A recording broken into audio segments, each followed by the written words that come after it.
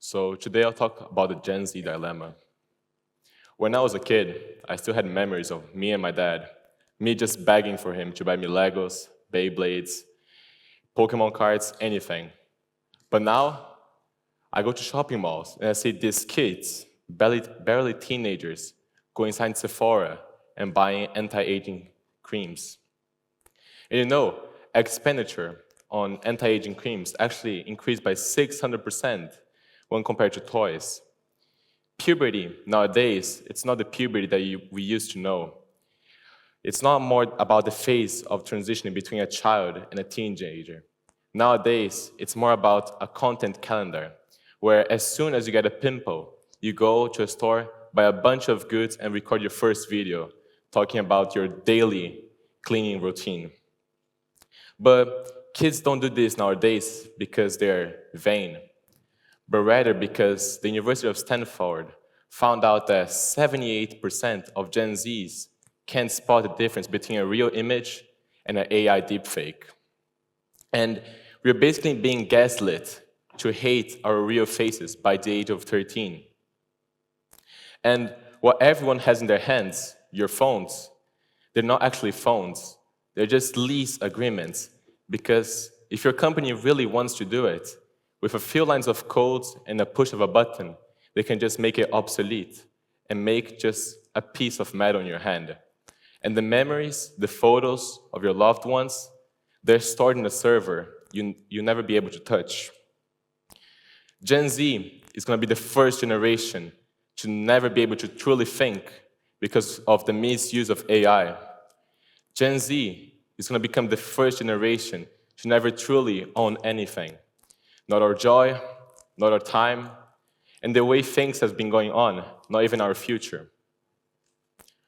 Bloomberg, which is an economics blog, told us that we need 7.2 years of pure income just to buy a house.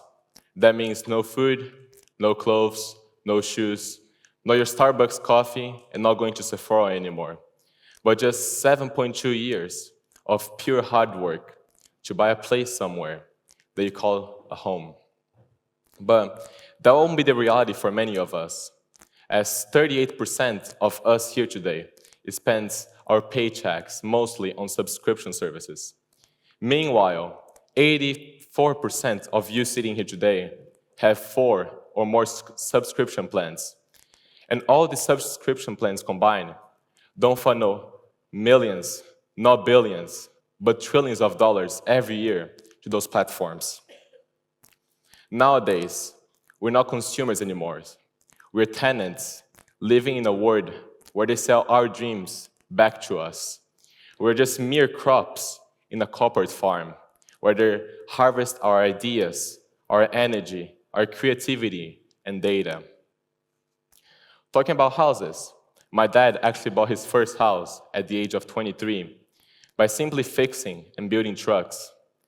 And 20 years later, that same job only pays 23% more, while houses prices in that area have surged to 200%.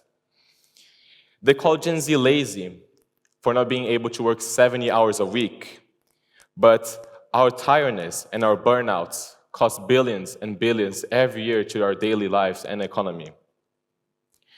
But you may ask, if I can't own a house, why not rent it?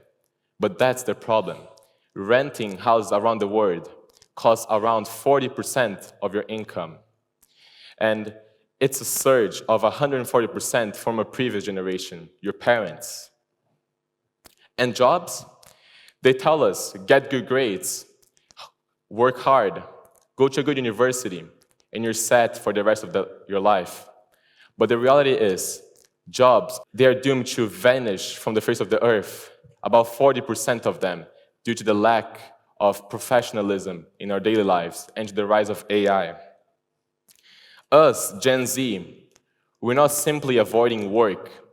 We're just refusing to work for a system that basically benefits and profits from our exhaustion. But the saddest thing about our daily life is we live in a society, in a generation where we have never been more connected with the world. A simple post on WeChat Instagram, TikTok. You can talk to millions and billions of people. And yet, we never felt more lonely. Around 58% of Gen Zs, teenagers, and kids report having clinical depression. And according to a university in Sweden, through MRI scans, it shows that us, Gen Zs, we produce 34% less dopamine when having face-to-face interaction rather than our phones when compared to millennials. We have mastered talking on WeChat digitally in any platform, and yet we cannot say we're not okay without being funny or using emojis. Your grandparents left you houses. Your parents are going to leave you photo albums and a legacy. But what will we leave for the future generations? What is Gen Z going to do about it? What will we leave to our generations? Expired subscriptions, Instagram accounts, TikTok accounts, WeChat accounts, passwords to servers that we don't even know if they're going to work tomorrow. We fight not only for our homes, but for the ownership of our time, our joy, and our humanity. What I talked about today is just a warning that Gen Z has trying to be giving to you. And this warning is only going to work if you, parents out there, are listening to us. Thank you.